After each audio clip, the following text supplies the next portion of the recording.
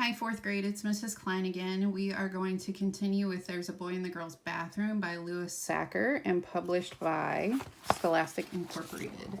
We're going to go ahead and continue with chapter 30. Bradley remained in his seat after everyone else had gone out to recess. He walked to Mrs. Ebble's desk. She was sorting papers. Mrs. Ebble, he said timidly, may I use the hall pass? I have to see the counselor. She looked up. Please.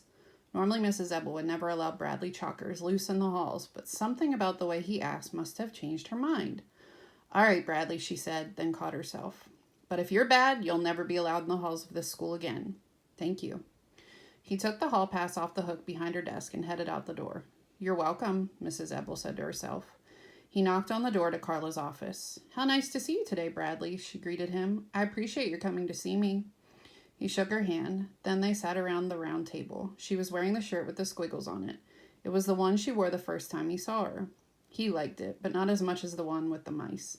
I did my homework last night, he said. Carla beamed. I'm so proud of... I ripped it up. What? I ripped it up. I brought it to school and I was just about to put it in Mrs. Ebble's desk, on Mrs. Ebble's desk, but then I ripped it up. Why did, Carla started to ask. Why did I rip it up? He asked her first. I don't know. Why did you? He shrugged. She shrugged. They both giggled. I was afraid you'd be mad, Bradley said when he stopped giggling. Carla shook her head. You did your homework. That's the important thing. I'm so very proud of you, Bradley Chalkers.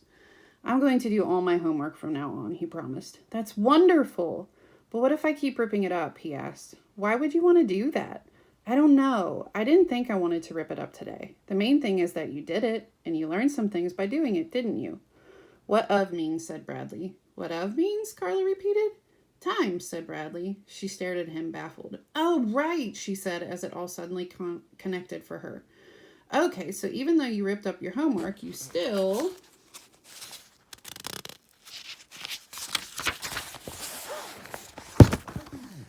You still remember what you learned. You didn't rip up your memory. And when Mrs. Ebble gives the next arithmetic test, you'll know how to answer the questions. If they don't change the rules, said Bradley. What rules? Like, what if they decide to make of mean subtraction? They won't change the rules, Carla assured him, whoever they are. But what if I rip up my test too, he asked. Carla looked at him as if he was being silly.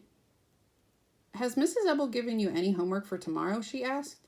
Tomorrow's Saturday. Okay, for Monday. No, we never have homework over the weekend. He spoke like an expert, like he'd been doing his homework for years. But we have a book report due next week. Only what? I don't have a book, and Mrs. Wilcott won't let me check out any from the library. Well, let's see, said Carla. Do you think you might know somebody else who might let you borrow a book? Think hard now. Bradley looked around at all the books in her office. May I borrow one of yours, he asked. Please, I won't scribble in it. Carla walked around the table, then picked out a book from a stack on top of one of her bookcases. It's my favorite, she said as she gave it to Bradley. He read the title and laughed. My Parents Didn't Steal an Elephant by Uriah C. Lasso. He opened to page 1 and read the first sentence.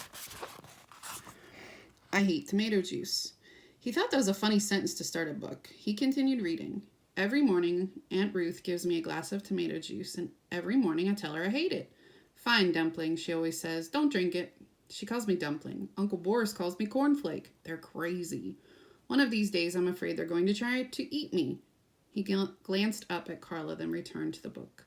My parents are in jail. They got arrested for stealing an elephant from the circus. Only they didn't do it. If they stole an elephant, I'd know about it, wouldn't I? I mean, if your parents stole an elephant, don't you think you'd know about it? I think the elephant just ran away. Her master was always mean to her. He whipped her and made her do stupid tricks. My parents used to complain about that a lot. That's why everybody thinks they stole her. So anyway, that's why I have to live with my crazy Aunt Ruth and Uncle Boris. If you ask me, they belong in the circus. They're crazy. Uncle Boris always smokes a cigar. It just hangs out of the corner of his mouth. Whenever he kisses my aunt...